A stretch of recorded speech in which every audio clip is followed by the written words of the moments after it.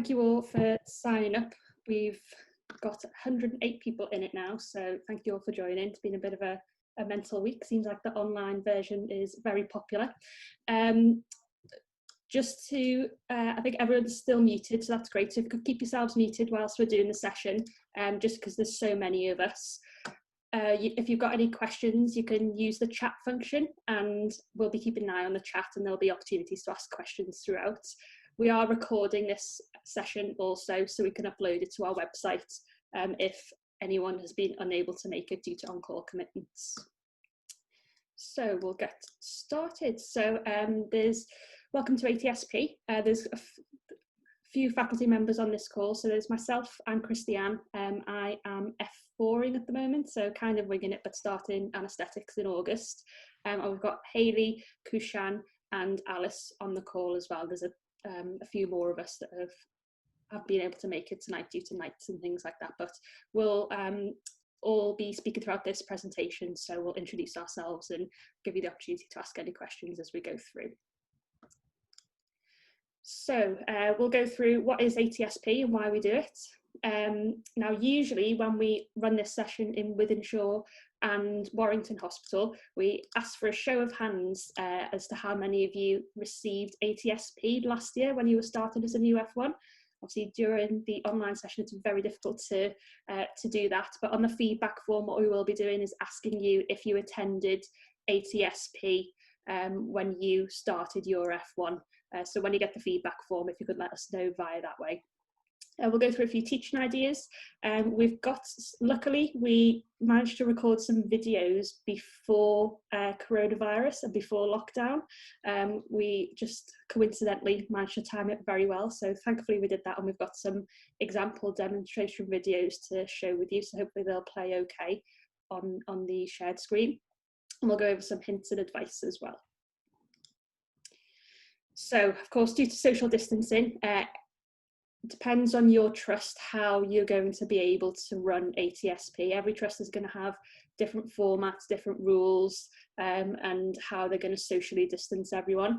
So because of that, we need you to be a bit more flexible this year with what we teach you. So it's likely that you're going to have to do it in small groups. You might have to do it via a Zoom session such as this, or another online format, and you might have to split the sessions up into smaller groups or have them spread over induction. So once it comes to running the session at your trust, if you could speak to your FPA as much in advance as you possibly can. So it may be worth this week, once you've gone through the training, to get in contact with them and see what you can and can't do. And after this training, you might need to lead and direct other volunteers that offer to help as well. So if there are going to be in more small groups, there may be more of you required at your hospitals to run the sessions, so you might need to ask for some volunteers to give you a hand. So the background of this is all about on-call shifts, and I don't know if you can all put your hands up on the little Zoom function, but if anyone can think back to their first on-call shift. I'm 4 years post mine, I can still remember it very vividly, and a few others. So it's all about trying to help you pass on tips to the incoming F1s about how to deal with their first on-call shifts, because it's probably the thing that we all worry about the most when starting F1.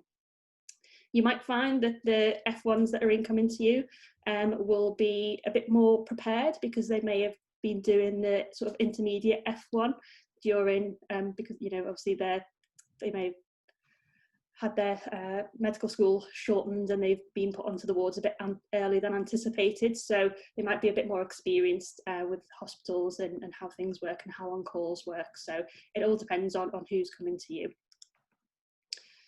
So transition from medical student to junior doctor is very, very stressful. You always feel underprepared. You always feel like you've got poor support. The workplace can be very challenging at the best of times, never mind everything that's going on at the moment. And that responsibility for patients' lives can be quite worrying. And you always feel like you've always got high expectations on you as well. So it's very daunting and very scary for these new F1s coming into it in an ordinary circumstance. This year, probably more so.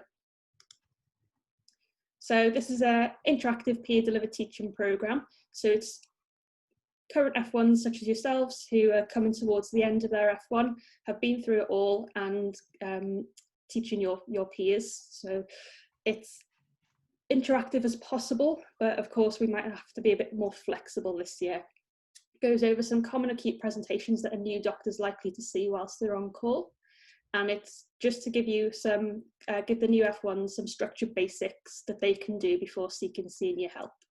So it's applying their medical school knowledge to real life situations. What we don't do is teach them to how to treat patients. They should have all their knowledge of medical school behind them. It's just applying that, giving a bit of a structure and a safe way to use it.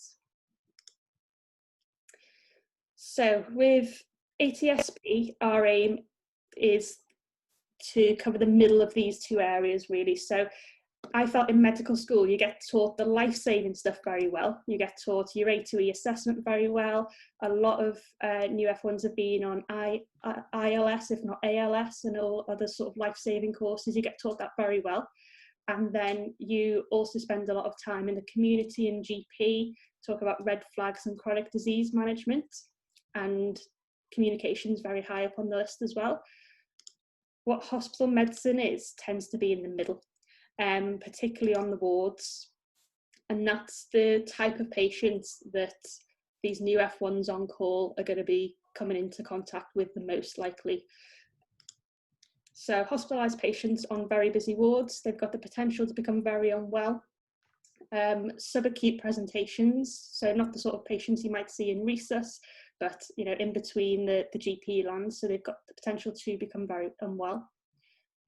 F1s are quite often by themselves, particularly at night time, so supporting them to make safe clinical decisions by themselves.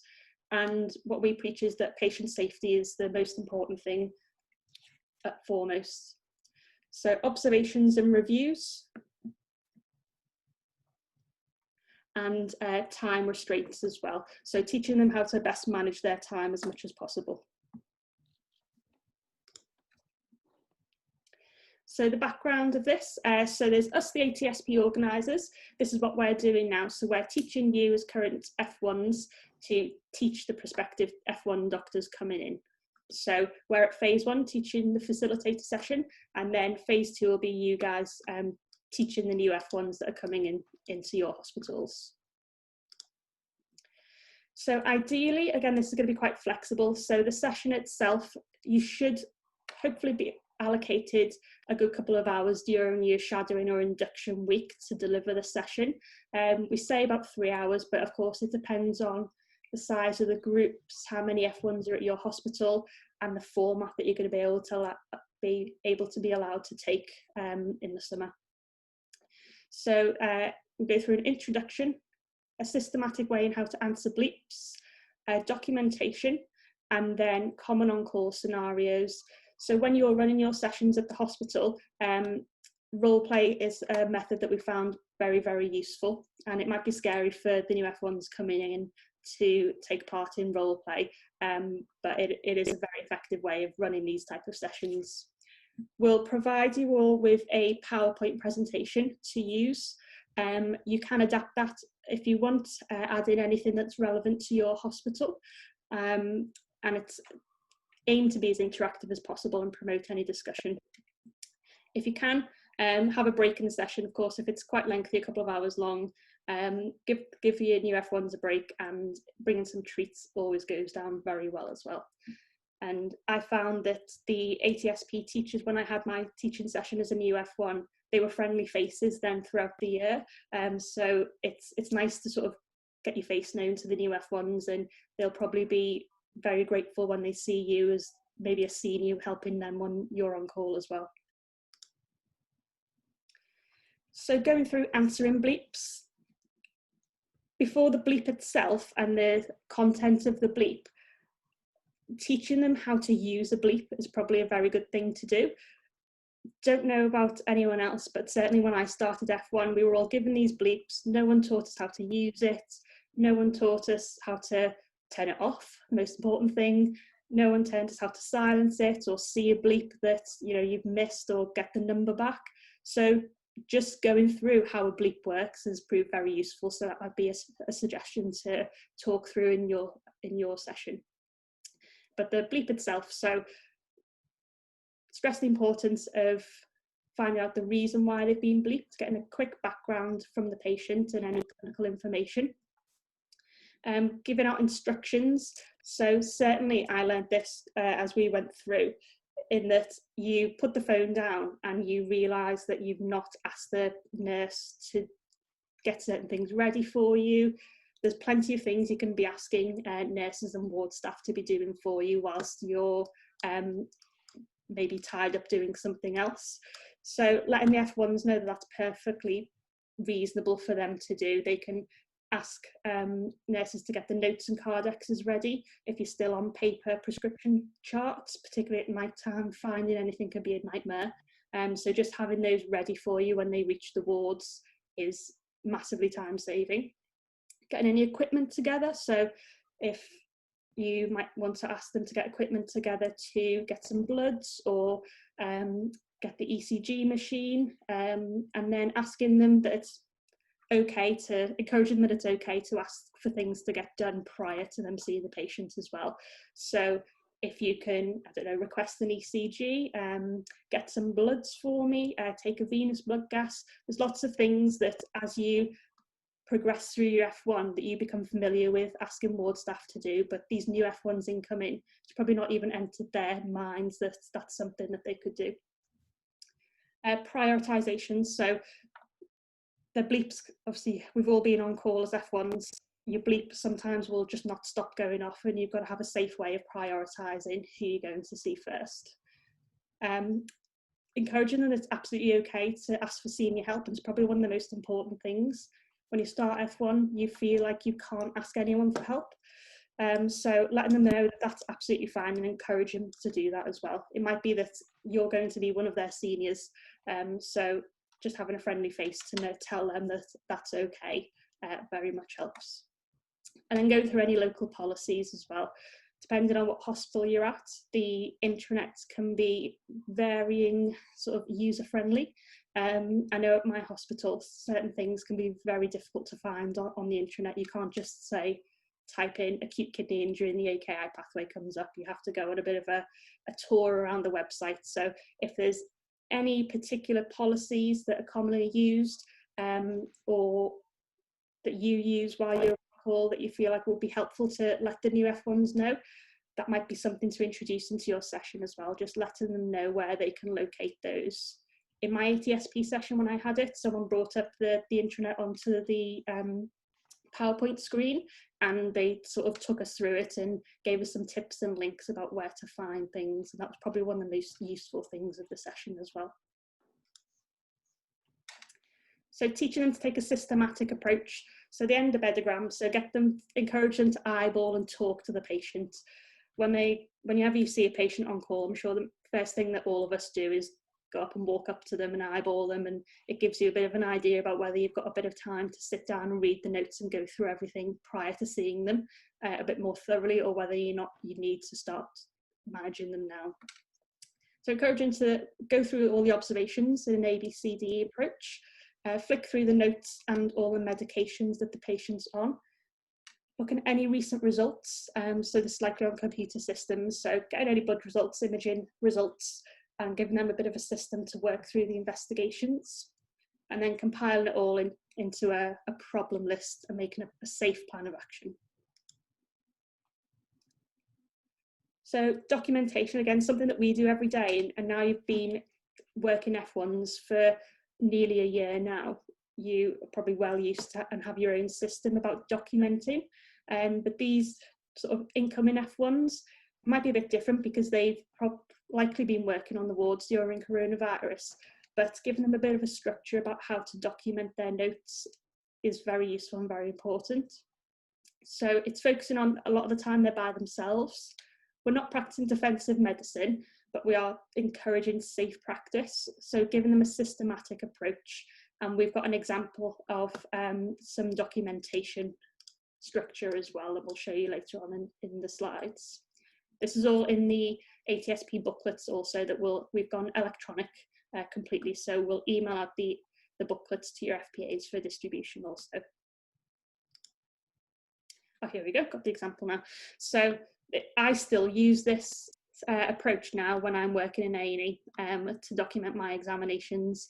So make sure, stress the importance of them putting their name on everything. There's been plenty of times that you need to get contacted afterwards, particularly if you're doing medical on-calls. So putting a contact number on there. So encourage them to put as much details about themselves as they can.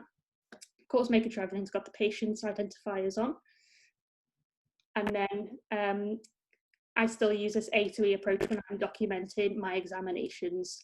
So, of course, A, documenting all their, whether or not they're speaking in full sentences, their saturations, your classic triangle diagram of lungs, making sure they're listening to the chest.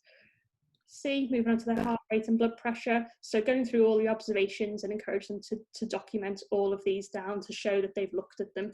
It's one thing looking at them, but it's another thing putting it down into writing that they've looked at them. Fluid balance, something that's quite often missed, but is common in a lot of ward patients, particularly that these F1s will be coming across and seeing.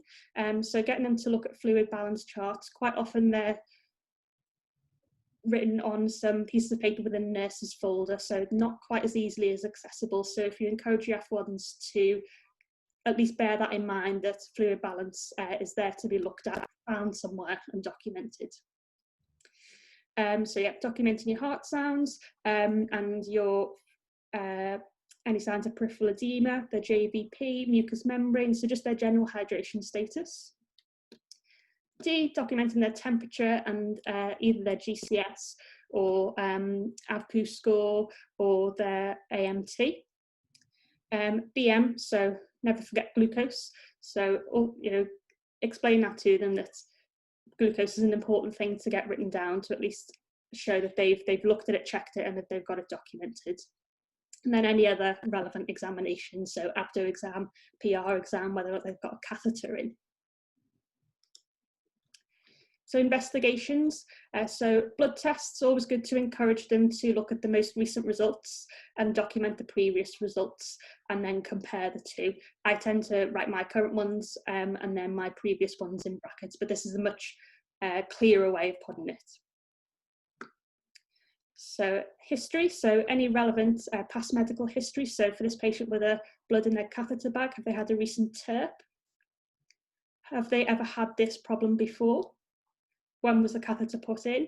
And if any difficulties were recorded, so on the nurse's documentation, when they record the catheter insertion, have they documented anything? The indication for the catheter in the first place, and whether or not they're distressed or got a high early warning score at the moment. Next, looking at medication, so consider holding any anticoagulants for a patient with hematuria, but encouraging them that this is something that should be checked with a senior first. If you've got a patient that's on a NOAC because they've got AF and a high risk of stroke, then you might be a bit cautious guiding an F1 to stop that off their own back if the patient has just got a small amount of hematuria. So that's something that needs to be checked with a senior first. And then documenting a clear plan. This is something that the nursing staff love you for if you've got a clear plan. So ensuring IV access for this patient, and I tend to tick these things off as I've done them as well to show that they've been actioned and I know they've been actioned. Sending you routine bloods, so full blood count UNEs, and for any bleeding patients, cross-match and clotting. Regular observations. Now, it's not quite enough to just write regular observations. You have to be quite specific for the nursing staff to give them a bit of guidance about how regularly you want the observations. A strict fluid balance, change the catheter bag, dipstick urine, send for MSU, and then make sure they know the importance of signing it at the end. And quite often it's useful to put their bleep number at the end also. So these are the scenarios that we have in the presentations that we'll send you to use in the session, and are also included within the booklets. There's actually been a couple of new additions to this year's booklet. We've also got a seizures page, So that's quite a useful thing to have as well. So when you get the booklets through, you'll be able to see the type of scenarios that we've included.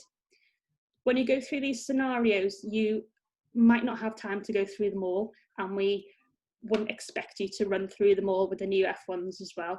We do encourage that some of them are more important than others. So, and there might be, so for example, the dying patient, something that you don't get much experience of when you're a medical student. So going through the dying patient one is quite a good one to go through, and tends to go down well with new F1s. Falls collapses, again, being another one. I know certainly I started off on a care of the elderly job, and falls reviews was something I hadn't really been taught about and particularly wasn't confident with when I started. At the end of the 4 months, I've seen so many patients with falls, felt like I could do it in my sleep. But so going through falls is quite a good one to go through also. And I will hand over to Alice, who will go through sort of teaching ideas. Hello everyone, thanks Christiane. So we've just got a short section now that looks briefly into some of the educational theory that this programme is based on. Not too much, it's just to maybe, you know, show yourselves how we've put the programme together and what kind of things that we've been thinking about. It might also be interesting for you to think about how you're going to teach this, which is essentially a year of your experience into becoming a doctor and independent, and how you're going to get that across to people in just a couple of hours. So the first slide here is the teaching ideas. So like we mentioned earlier, it is important to be flexible based on what your trust can give you for these sessions.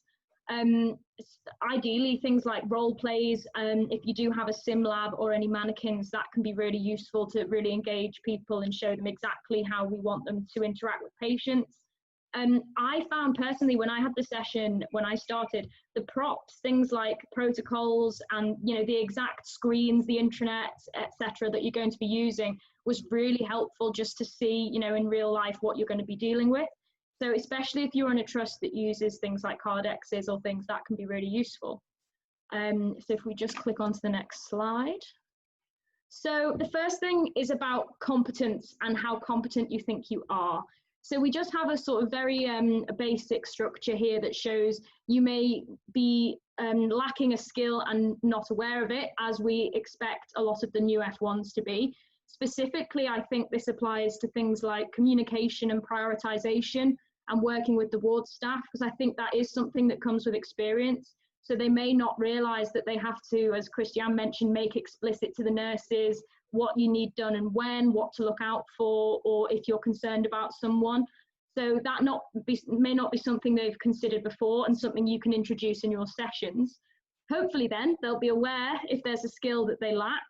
And then from you providing your experience and going through the slides, they've already started working at that skill, even though it's a difficult skill. And then throughout the year, I'm sure they'll encounter, as I'm sure you all have, and then by the end of F1, they'll be competent in everything enough to start a new cycle again for the new F1s. So that's roughly, you know, we just want to bring to light a lot of things they might not have considered in a friendly and supportive environment, and start them on the right path to being competent at them. So the next slide, please. Lovely.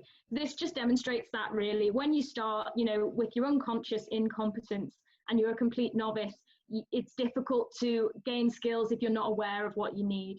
So we're hoping that through these sessions, we're pushing them more towards advanced beginner, and then they'll be more proficient, and then one day experts and masters. And that's the aim of this. Starts them on the first step of that. Lovely. So this is Bloom's taxonomy. So this is a hierarchical system of creating learning objectives. If you haven't heard of this specifically, you've probably noticed it. Language like create, evaluate, etc. The most difficult skills and tasks are at the top, where you have to create something based on your knowledge and understanding. And at the lowest level, so the simplest things to accomplish is to just remember and recall information. And as they go up, they increase in levels of complexity and specificity, really. We're showing you this because what we're asking them to do really is quite a high level skill. So if you see someone on call, create a management plan is actually quite a high level skill, and involves them drawing on all their knowledge from medical school, their previous experience of that problem, as well as sort of absorbing, evaluating, analysing all the information that they're given about that patient. So we do appreciate it's a high level skill, and it certainly takes a long time to get it completely perfect. And I think you're learning for a long time throughout the course of your early training. So with that in mind, it might be easier if they're struggling to come up with a feasible management plan, to break it down for them and just be like, well, can you tell me, you know, can you recall what you need to do for a GI bleed? What's your, you know, #1 priority? And then build it up from there. So that's just another sort of explanation of how to deal with higher order skills. Okay.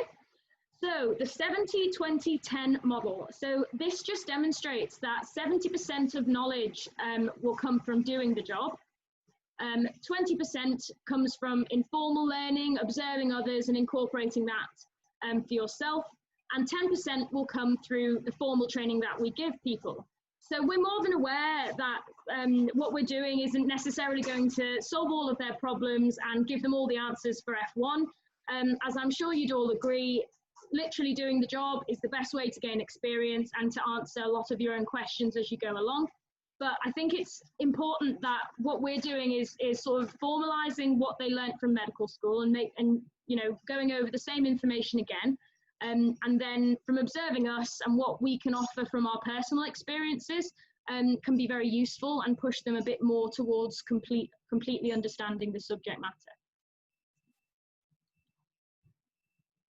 So Gardner's multiple intelligences. So we've just put this up here as a demonstration of how to target individual learners' needs. And I'm sure that a lot of you will have thought of this in one way or another. And it's just about thinking about how you can make the sessions useful for everyone. We appreciate some people prefer to just read through the booklet on their own and absorb it that way. Other people find the interactive, the practical element a lot more useful and memorable. And some may just find things like the props, like the protocols, to be a really good sort of visual stimulus for later on when they have it in front of them about what to do. So if we just click onto the next slide quickly. So this is the same again, just with a little bit more detail. I just wanted to mention, so we know that sort of on ward rounds and doing practical skills, your verbal, linguistic and kinesthetic practical skills, for those who learn that way, that will be a really beneficial way of learning. But for those who are maybe more mathematical, they like problem solving, they like visual spatial, or they prefer sort of less of a hands-on approach, this is a really good opportunity for them to solidify what a lot of learning goes on the ward rounds. This gives them a chance to step away from that and really think through the problems. So even the lecture portion can be extremely useful, and it's important to give equal attention really to all the different kinds of teaching that we mentioned earlier, like props and role play and things like that. And giving feedback. I'm sure you can all remember feeling extremely unsure of yourself when we first started F1. And it's a difficult time for so many trainees, and you really do question yourself when you're just starting. So it's important that if you do have feedback to give them, you do it in a very friendly and very structured way, whilst picking up on anything that you think is unsafe or something that you think you need to make clear to them they should do on the wards. So Pendleton's rules are a very straightforward and useful technique of doing that. So say they've done a role play and you just ask them, what did you think went well? And they can give their own impression of how things went. You then reinforce anything that you saw. Maybe they didn't mention, you know, you had a lovely patient manner, or you escalated at the right time, just to reinforce that. And then give them the opportunity to point out anything that they think they did wrong. And that just gives them a chance to own up to it themselves, show that they knew it was not the correct decision, and maybe it was just something, you know, under pressure, that the decision that they made. And then that gives you an easy way to discuss that and talk about how you can improve it, rather than it being a very negative interaction. It might be that you have to point out something they haven't noticed, but as long as you're friendly and you give them the opportunity to talk to you about that, that shouldn't be a problem. At the end, an action plan is really useful, and you can just leave them by saying, you know, don't forget to do X, Y, and Z. And next time you see this case, use the booklet or whatever to make sure that you tick off all the elements that are really important.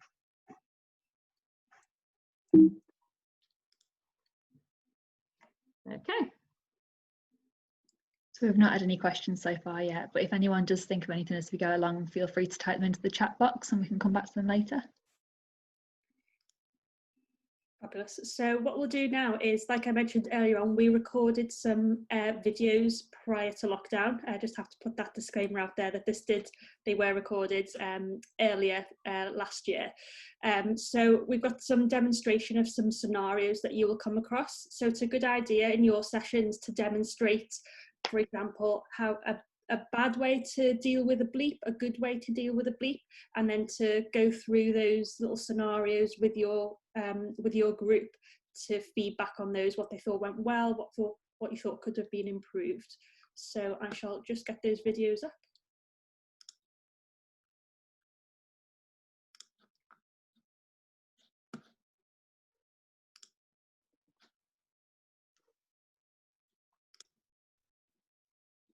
Okay, so hoping you can see the example and review of a bad bleep.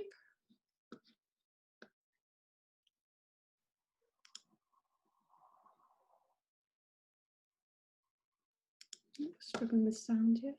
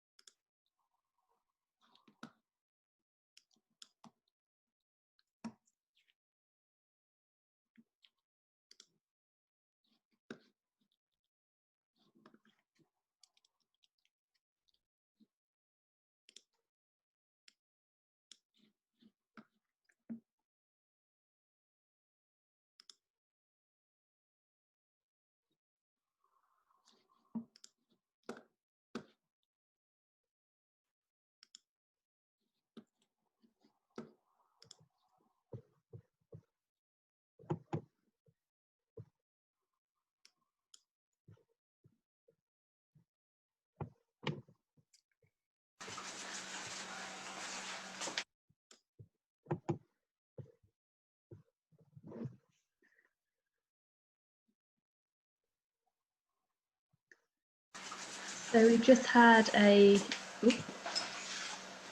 might be working now. Oh, here we go. Sorry about the delay there.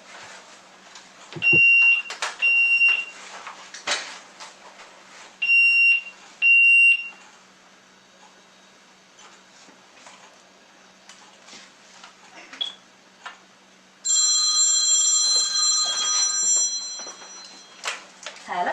Hi, it's the F1 call. Did someone bleep me? Possibly. Let me just go and find out. Thanks. It's the F1 call. Did you bleep her? Oh yes, thank you. Hello. Hi, it's the F1 call. Did someone bleep me? Hiya, yeah, it's one of the nurses on ward 6X. I need you to come and see my patient straight away. She's got chest pain. Oh God. Okay. What's her name? I'll be there right away. Okay. Bye. Okay, thank you. So Alison, how do you think that went? I don't think I dealt with that one very well. I was panicked because she said that the patient had chest pain, so I thought I should try and get there very quickly, but I realised I forgot to ask the patient's details. It's easily done, isn't it, when it's scary, when you get a bleep like that? Yeah. So, apart from asking for the patient details, what other things can anyone think of that could be done differently? So I think it's really important to get a basic observation of the patient, because that will enable you to prioritize your patient, and basically it might even be necessary to put a med call out, for example, if the patient really acutely unwell. Yeah, absolutely. So it helps you prioritise your jobs then, doesn't it, if you've got that information? Going through SBAR handover and getting the background, getting some context of what's actually happened with the admission. Brilliant. So has everyone heard of SBAR before? Yeah. This is a really useful tool to use when you're answering a bleep, because it should give you all the salient information. So should we go through what SBAR stands for? Situation. Yep. Background, assessment, and a recommendation. Absolutely. So in this situation, you want all the basic details to know which patient you're going to, where they are, and then you want the information that we just talked about to help you prioritise. A bit of background helps to put that all into context, doesn't it? And then what do you think about the R part of the SBAR, the recommendations? What might you think to do differently next time? You could ask the nurse to get her notes ready, or if you need to do a cannula or some bloods, you could ask them to do that. Absolutely, because we're all part of a team, aren't we? And we're all working together, so as long as you ask nicely and politely, there's no harm in utilising the team to help you get jobs done quicker. Or even an ECG, for example, in this case, which was chest pain. Absolutely. That would basically facilitate the movement.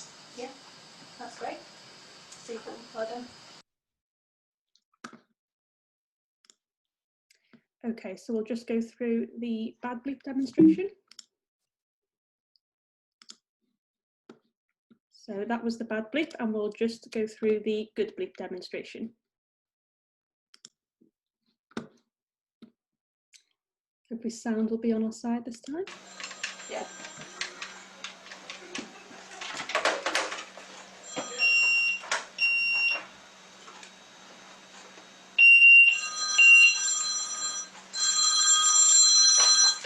Hello. Hi, it's the F1 on call. Did someone bleep me? Hi, yes I did. I'm one of the nurses on ward 6X. I need you to come and see a patient straight away with chest pain. Oh, okay. Can you tell me some more about the patient? Why is she in hospital? Hang on, I'll get my handover sheet. Okay. Okay, yes, so she's a 65-year-old lady with pneumonia admitted yesterday for IV antibiotics. Oh, okay, thanks. Does she have any other medical problems? She's got GORD and diabetes. Okay. What are her observations like right now? Right, her SATs are 98%, rest rate is 18, her blood pressure is 130/85, heart rate is 90 and temperature is 36.7. Okay, so she seems quite stable at the moment then. Is that without oxygen? Yes it is, yes. Okay. I've got someone else to see first who I think is probably a bit more urgent. So whilst I'm getting on my way, will you just get her notes ready? And would you be able to take some bloods from her and put a cannula in, please? I'll try. It's only myself and the HCA here, but I'll try my best before you get here. Okay. I'm going to need to do an ECG since she's got chest pain, so if you could get the ECG machine nearby, and I'll try and do that as soon as I get there. No problem, we can do that for you. Okay, so I won't be too long. Oh, before you go, can you just tell me her full name and her date of birth, please? Yes, it's Mrs. Louise Smith, and she is the 1st of December 50. Okay, and which bed is she in? She's in bed 1 in Bay 5. Okay, thanks very much. Lovely, Bye. thank you. So Alison, how do you think that went? So I think that went better. I asked for the SBAR handover style from the nurse. I wanted to know why the patient was admitted, and she gave me more information, so that was useful. Brilliant. Any other feedback from the rest of the group? Yeah, in accordance with SBAR, we got the context of the admission. Yeah, definitely. And also we managed to get some basic observation for a good assessment of the patient, and which is really important to trying to help us prioritize the jobs. Definitely. And she asked the nurse to get things ready for her to save time, so when she got there, so she said, can you get all the notes ready, can you try and get some bloods and get the ECG machine, so that when she gets there, she can see the patient and manage quicker. Agreed. Very slick, well done.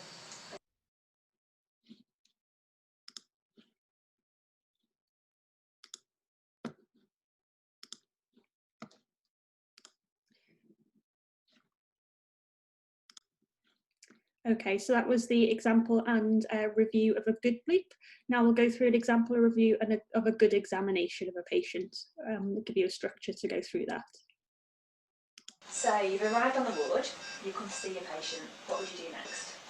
So I would go and ask the nurse, initially say, hi, I'm Alison, I'm one of the doctors. I've come to see Louise Smith. Is she your patient? She is, yes. This is Louise. She's a 65-year-old lady that came in with a pneumonia. So we're treating her with IV antibiotics at the moment. But I've called you because I'm a bit concerned. She's saying she's got chest pain. Okay. So I would go and see the patient. Hi, is it Louise Smith? Hi, yeah, I've got this really bad pain in the centre of my chest. Okay. Is it okay if I call you Louise? I actually prefer Sheila. Okay, Sheila. Can you just confirm your full name and your date of birth for me, please? Louise Sheila Smith, 1st of the 12th, 1950. Okay, and then I checked I've got the right patient. Brilliant. What would you do next? So I'll just continue the consultation with the patient. So Sheila, could you tell me a bit more about the chest pain? When did it start? Started a couple of hours ago, really. It started quite gradually, didn't really notice it initially. Okay, and where about it? In your chest, is it? It's sort of to the middle or maybe over to the right a bit more. Okay, and does it travel anywhere at all? No, it just stays where it is. Okay, and is the pain continuously going since the last couple of hours? It sort of comes and goes a little bit. It's much worse when I take a breath in. Oh, right, okay. Have you got a cough at all? No. Okay, you're not bringing any sputum or any blood up? I was when I came in. I was coughing up lots of stuff when I came in, but I haven't today at all. Oh, right, okay, right. Brilliant. So you've taken a bit of a history recap, which is great. What would you do next? So let's just glance over at the observations and let's go straight on to our A3 assessment. Excellent. We'll start with A. She's quite clearly speaking, so her airway is secure. So moving on to B, then obviously we've got some observation running. Her saturation is 94% on room air, and I'm just going to have a listen to her chest. Is it okay if I have a quick listen to your chest, Sheila? Yeah, that's fine. Okay. Are you able to lean forward at all? We've got bad pain in my back. Alright, so I'll try to examine from the front then.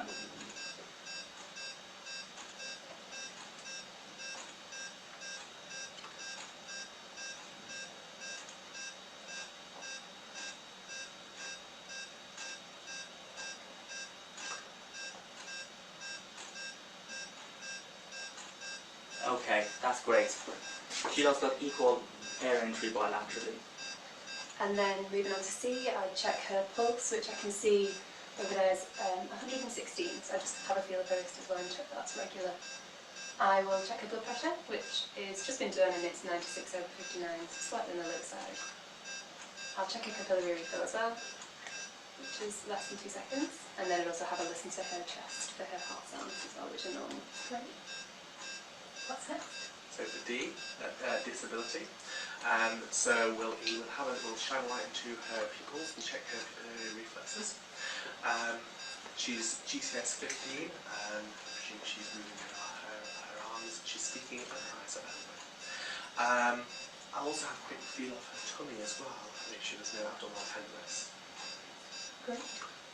I'll then move on to E, which is basically, I'll just ask the nursing staff, would it be okay if we just get a quick BM from Sheila? And I'll just have a quick look at her legs to make sure that she doesn't have a swollen cough or any pedal edema. Brilliant. Anything else that you'd like to know? Well, we should probably do some blood tests on any recent blood tests. So she doesn't have a cannula at the moment, so we could ask the nurse if she could put a cannula in, or if not, we can do that ourselves and take some bloods. I also wonder if the ECG has happened, that we've asked for it before or not. Given her acute chest pain and then deep deterioration, I think an ABG would be a good idea as well. Excellent. Super. Thanks. Should we talk a little bit around feedback and what you think went well and what didn't go so well? Yeah. Would you like to start? Yeah, so the nurse was really helpful. So when I arrived, the nurse was by the bed and managed to check that the patient was the right patient and do a quick initial assessment. Obviously, after looking at her and seeing what her symptoms were and taking a bit of a history from her, so that was good. So I think this exactly goes back to getting a good SPAR from the nursing staff initially, because by the time I arrived to the ward, there was already an ECG and the cannula was in, so I could just put my focus on the patient and basically try to examine her appropriately. Yeah. Eyeballing the patient, we came in, she was speaking, her eyes are open. We knew that she is sick, but at the moment, from what we can see, she's stable. Yeah. And then you ran through that useful A2 assessment, didn't you, which was really good. How do you think that went? I think that went quite well. The SPAR handover from the nurse I got when I arrived at the ward was really useful, so that set me up to have a good structured approach to assessing the patient. Definitely. Kushan, what do you think went well?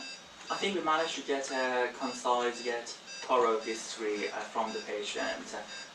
So basically that helps to formulate a few top differentials in order to escalate if needed as appropriate. Definitely. Joshua? We went through our A to E, we made sure the patient was stable.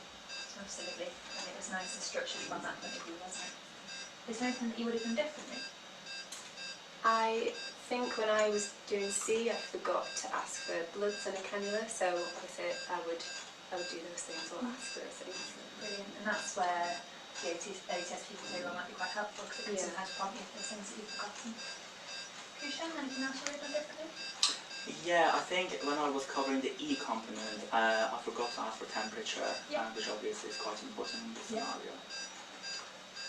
After actually making sure the patient was stable, I could have actually gone and had a look at the notes and just explored the back end a bit more. Yeah, excellent. That's really good. And she had a pneumonia, so there might have already been a chest x-ray that we could have looked at. Yeah. If not, we could have got one as well. Absolutely. Yeah, these are really good thoughts. But I think overall it was really well structured, and that's really helpful in terms of following a nice structure, so you get all the information that you need, you don't forget things generally. Good. Okay, so if you thought from your history or the investigations that actually this was a cardiac source of chest pain, what would be your next step in terms of getting senior help, or what would be your next step? Well, so if I was worried about it being cardiac chest pain, obviously I'd get an ECG and do all the things that we did to check the patient was stable, but I'd get some senior help, so I'd probably either the medical reg or is there a cardiology reg in this hospital? So we've printed off the chest pain pathway from the hospital intranet for you. So in this trust, we've got a really clear pathway for you to follow, and this has some bleeps as well on how to contact the people that you'd need if that was the scenario. Okay. So if you came to the patient and you were concerned she was unstable, do you all know how to put out a MET call? 3222. Very good, yeah. So that's really important to remember as well if you need to escalate someone quickly.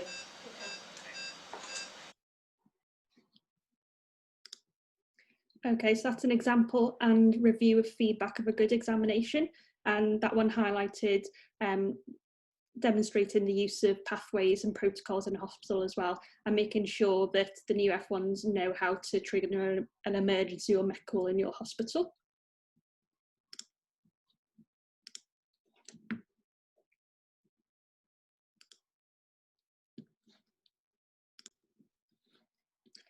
Okay, and our final fourth video, this is an example and review of a challenging examination.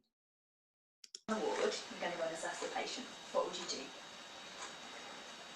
Let's quickly eyeball the patient and then move on to A2E. Let's check the airway, make sure the airway is secure.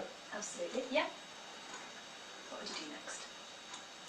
And then we can just listen to the chest, make sure the breathing is okay, check the respirate, check the SATs, make sure the chest is clear. Brilliant, yeah. So Alison, for C, what might you like to do next? For C, we could listen to the chest, the heart sounds, and check the blood pressure and the pulse. Absolutely. Anything else you might like to do while you're still on C? Could do some bloods and a cannula. Yeah, definitely. Anything else in the assessment that can be helpful? A capillary refill. Yeah, excellent. Well done. What comes next? Kushan, would you like to tell us what you do for D? I mean, we've already done this in medical school, haven't we? I mean, obviously it's A2E assessment, isn't it? Yeah, that's correct. So that's a very valid point. But the idea of the session is to help you use what you learn at medical school in a practical scenario when you're on the ward. So it's really helpful if you can engage with us and join in. Okay, fine. So yeah, I will check the GCS.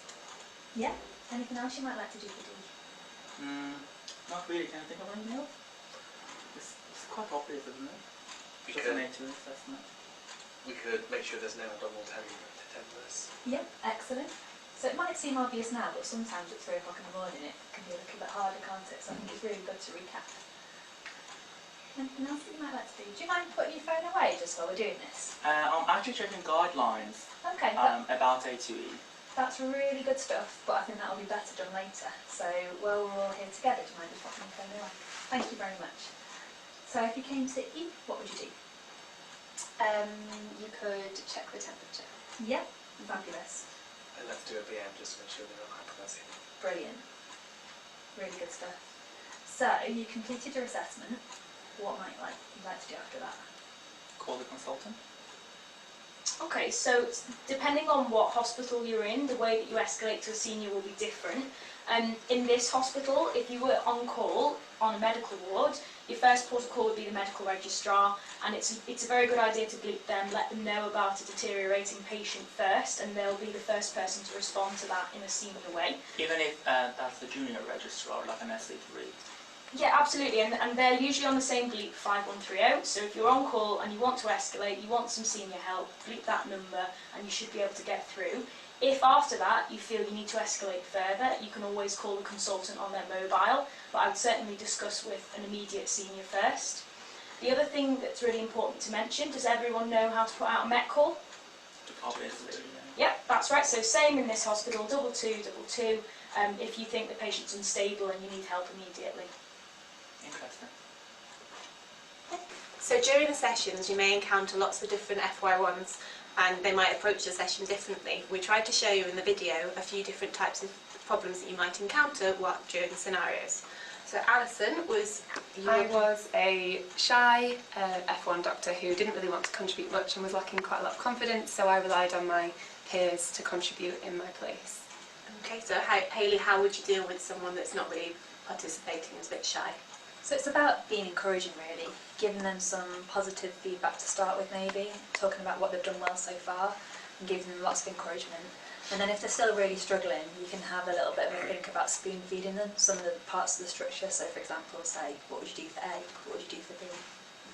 Okay, and if we bring Josh in, okay, So I was a very talkative, over-enthusiastic, and a bit of a know-it-all really. Wanted to show everyone that I was confident, I knew what I was doing, and I liked answering questions.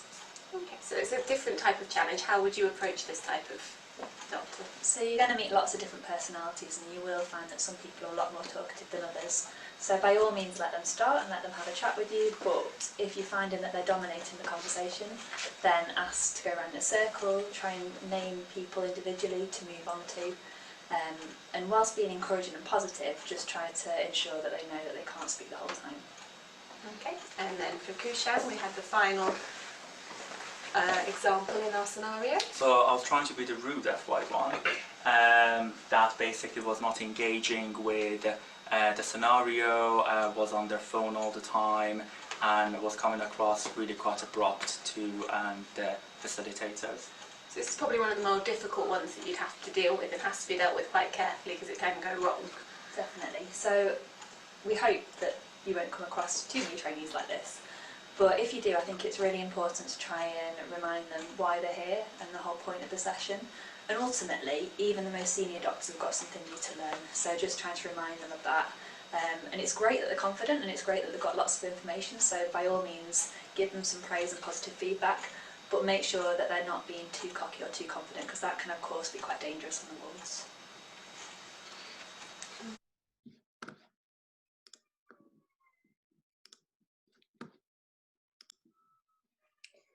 Okay, so we hope you found those videos useful to go through some examples. So I think some people have been kicked back out. So if Christian could just have a quick look and just see if anyone needs to be readmitted before we move on to the next part. Thank you, Hayley. No problem. I'll just give everyone a minute to get back in.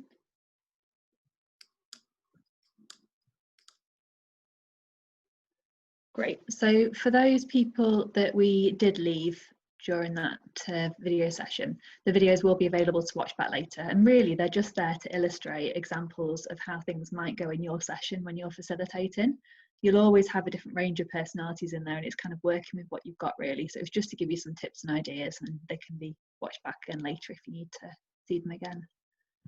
So you'll have all of the different scenarios in the booklet to work through. And like we said before, we don't recommend working through all of these scenarios because it can be a little bit too much and a little bit too repetitive. But certainly focus on the ones that we discussed, and I'm going to have a quick chat through the abdo pain one, much like we did in the videos. So the PowerPoint that we'll give you will be very much like this, with all of the different scenarios throughout, starting with the basic information that you've got here. So run through that in a bleep kind of scenario, just like we displayed on the videos. Make sure you don't give all of the information up front. Make sure the F1s ask you for the information and you can tease it out of them. And then by the end of the bleep conversation, this is the sort of information that they should have acquired. So it's Thursday at 10 PM. You're on the respiratory ward. There's a 43-year-old female transferred from ITU 4 days ago following a road traffic accident. She's got resolving pneumonia and she's got no previous past medical problems. So you want to, like we discussed, make sure that they've got the reason for the bleep, a bit of background, any further relevant information such as observations, give instructions, for example, gathering all of that equipment that we discussed, and stress this is important for the prioritisation because it's not going to be the only job that they're going to have to do that shift. Make sure they're thinking about senior help early, and make sure, like we discussed, that you don't just give them all the information on a plate because very few bleeps will go like that in real life.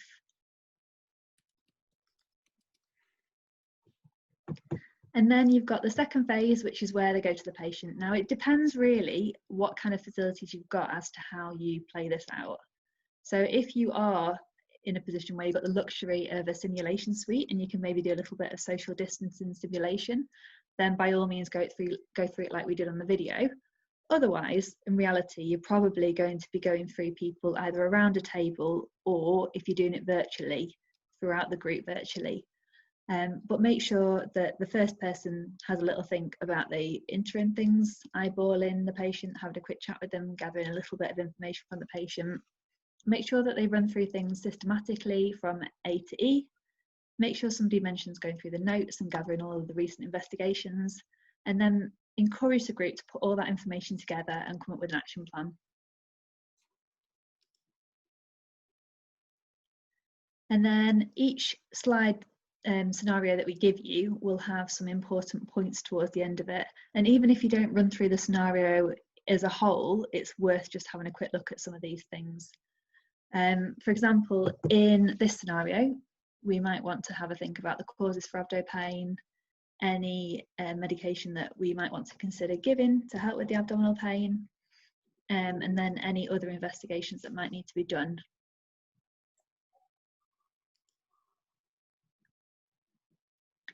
And the key really, it doesn't really matter what suggestions they come up with, but make sure that they're thinking about any risk factors for the most significant, either serious or common presentations really, because that's the things that they're going to be seeing most frequently on the ward. The serious stuff we want to stress because we don't want them to miss something that could be life-threatening. And the common stuff is the things that they're going to very quickly become quite familiar with over a few shifts. And these slides just give you a bit of an idea for that and things that you won't want to miss when you're talking through it with them.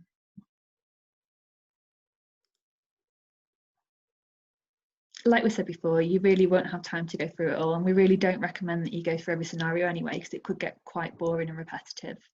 But please do highlight that final slide for each scenario with the important points, because there's certain points that have come up over the years for different scenarios. For example, we've had feedback about F1s that have ended up in coroner's court having missed certain things, or things that might not have gone so well, and it's important that you have a little think about these, and we tried to highlight as many of those for you as we can, so have a quick look at those slides. Like we said before, these are all those different scenarios. We really do recommend going through the dying patient as an absolute minimum because it's something that will scare every F1. Also recommend going through the falls or collapse because that is going to be such a common presentation. And then really, it's worth just asking the group how they feel about the other scenarios and which ones worry them most, and then tailoring the rest of the scenarios really to their learning needs.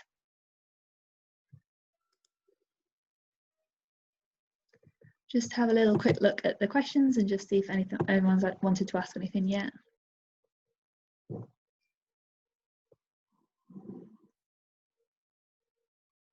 No, no questions so far, just people having to go.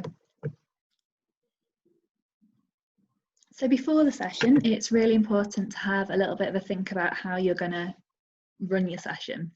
And like we say this year, it really depends on what's available to you, what the hospital can offer, and where we're at really from a COVID point of view, whether it needs to be socially distanced or whether it needs to be virtual. If you're going to do it in person, have a little think about the environment, the room layout, any needs of the group, and make sure you do structure some breaks, otherwise it can get a little bit tiring and people will lose concentration. Have a think about targeting several different learning styles because you'll have a mixed group of different people who like to learn in different ways.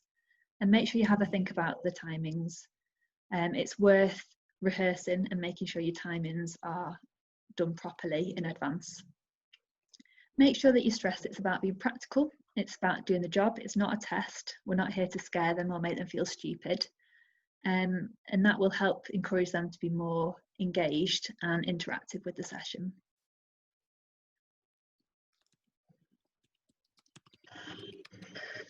During the session, have a little think about your presentation style, your body language. Make sure you ask questions, because this will encourage interaction from the audience, and it helps to make sure that it's broken up a little bit, really, because listening to the same voice for too long can get a little bit tiring and people will drop off.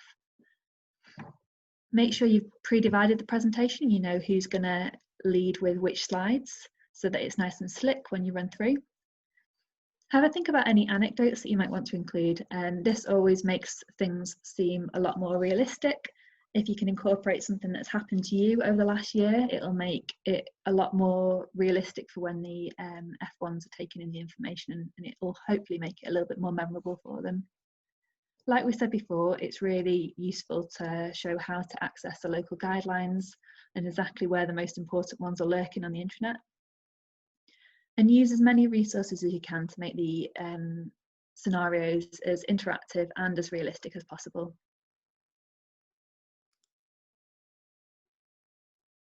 So having a little bit of a think about yourself as a teacher to the new F1s, make sure you put in all of the learning into context, and this is where the anecdotes can be so useful. Make sure that the information you're presenting is stimulating and that you're working interactively. Be enthusiastic, which I'm sure you all will be, having signed up for this today, and show interest in your subject. You want to demonstrate your knowledge as well as being patient. You can be inventive and you can add different things that we've not talked about today in if you think they'll work well, and be flexible. I think this year more than ever, with COVID making things a little bit harder than usual for us. Whatever you do and however you do your scenario, please remember this slide. So as we discussed earlier, it's not about teaching them the medicine that they should already know from medical school. It's about how to use that in a systematic way and get the most out of them, maybe when they're stressed or tired out of hours. It's 100% not a substitute for senior advice, and please stress that throughout. If they have any concerns or queries, even when they first answer the bleep, they need to be getting senior support if they're not confident. We don't want any cavalier F1s doing things that they're not comfortable with just based on this teaching. Emphasise the local guidelines that you have, as well as any national guidelines, and please make it very, very clear that the ATSP teaching does not overrule any of these guidelines. We try to keep the booklet and the material as up to date as possible, but there'll always be more updates to national and local guidelines throughout the year. And ultimately, if the hospital wants things done a certain way, that is the most important thing, and they have to follow local guidelines over anything that we put in our booklet. Stress that it's really just a guide to help structure them and give them some idea of the actions that they need to take before calling their senior for any further support. It is ultimately a patient safety initiative, because we're trying to produce confident F1s out of ours who are structured and clear. Make sure that, as well as that, they're documenting clearly, because this is a really important part of all of that. And the scenarios that we give you are not exhaustive.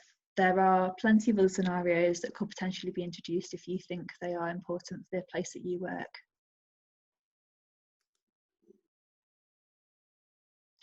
Like we said before, the way that you run your session is at your discretion. Have a think about what you've got available, and then try and utilise the resources the best you can. We try and encourage role play no matter how you do it, because that's the best way to get people involved and make it interactive. Like we said before, the dying patient is a must. Direct them to any guidelines. And then really, it's your opportunity to have a think about anything that you wish you'd known when you first started. You're in the best possible position to be teaching the new F1s because you've been in their shoes so recently. So have a real think about any hints and tips that you would like to impart to them to make their job that little bit easier when they start. And like we said before, preparation really is key. So make sure you know the cases, make sure you've read through the presentation, and have a clear plan of how you're going to do it so that you're nice and slick and organised when you come to presenting. Work out who else you're going to be presenting with. So after this session, we'll be sending out some feedback questionnaires. And within that, we'll ask for your name. This isn't so that we can link it to the feedback. All of the feedback that you give us will be anonymous, but we'll be using the names as a register, and then we'll be informing the FPAs at each hospital who's attended, because in order to teach, you really need to have attended this course. So the FPA should then have a name of all of your fellow teachers. Get hold of those names and practice together, because by practicing in advance, you'll be much more successful with your session. This is our website, and after this session, all of the videos and this presentation will be uploaded, as well as the feedback form. And we've also got an email address if you do have any other queries or questions that you'd like to ask us. Equally, if you've got any feedback after you run the session or anything that you think you'd like to see incorporated next year, please let us know. We're always keen to update our material with the latest suggestions. And after this session, we'll be sending out all of the material that we mentioned. So that will include a PowerPoint, which will have all of the different scenarios broken up into the bleep, examination and key points. There'll be some cheat sheets for when you're doing the interactive role play. If you're playing the role of a nurse, it'll give you some ideas so you don't have to make up all the observations and clinical history. We'll be sending out the PDF version of the booklet, which will be sent on to all of the new F1s for them to carry on their smartphones or computers when they're on call. And then we'll send out a document with any hints and tips that we suggest, and just key points to remember really for when you're running your session. So please do have a quick read through that before you go ahead and do yours. And most of all, we hope you enjoy it. This is an excellent opportunity to be a role model and a mentor to the new F1s and really give them the best chance at starting their new job. And anything that you really wish you'd known a year ago, it's your chance now to impart that information. So we hope it all goes well for you, and we hope you have a good time with it. Just before we move on to questions, I'm just going to have another chat about the feedback form that we'll be sending out. So the feedback form will be ready from tomorrow. We'll be putting it onto the website, and hopefully if we can, we'll be sending it out via email as well. Please do complete that, because that will give us a record of everyone that's attended. Any feedback that you have is also really useful, because this is the first time with COVID that we're running this session interactively. And if we end up doing this again in the future, we'd like any feedback to make it better.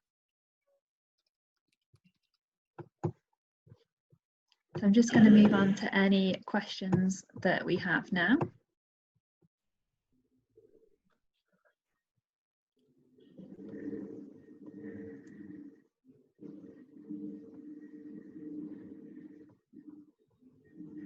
Can't see any specific questions in the chat so far. I think it was mainly people leaving early. So if you do want to ask anything now, either unmute yourself or put your message in the chat.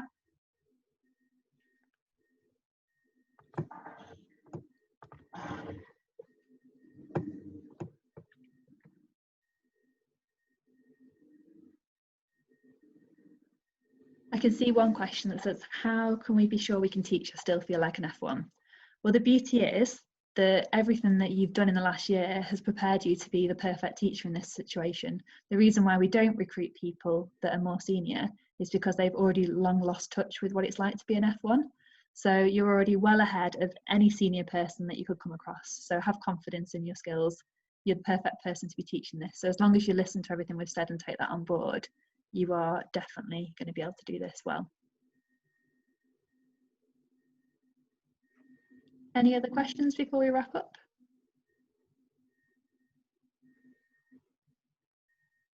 Great. Hopefully that means everything was crystal clear and that all of the information we've given you was received and understood. Super. Okay. Thank you, everyone. Like Hayley said, we'll be in touch with a feedback form. If you could fill it out for us, it would be much appreciated. Oh, we've got a question. Nearly missed you there. How many people should be presenting ideally? I think this is very hospital dependent. So some places will have an awful lot of F1s in their new cohort and not so many teachers. And in other places, you might have a slightly higher teacher to new F1 ratio. So we generally say that ideally 2 teachers per group of 10 when it's being run face to face in a non-social distance style is ideal. But I think with COVID this year, we just have to be grateful for whatever we can get. So you don't really want to be running the whole session by yourself, because it's nice to have somebody else to break it up and bounce other ideas off. And it also is helpful to have a second voice so that people aren't getting too bored. But beyond that, really, I don't think we can advise this year. You just have to work with what you've got. But if you have a chat with your FPA, they should be able to advise you a little bit more. Cool, I think that is the last question.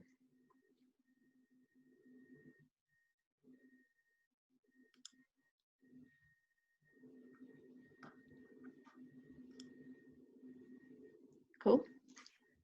Excellent. Thank you all for signing up. It's been very popular, this online session, so we hope it was useful for you. And yeah, fill out the feedback forms for us so we can, if we do need to do it online again in future, we know how to improve things. Thanks very much. Bye everyone.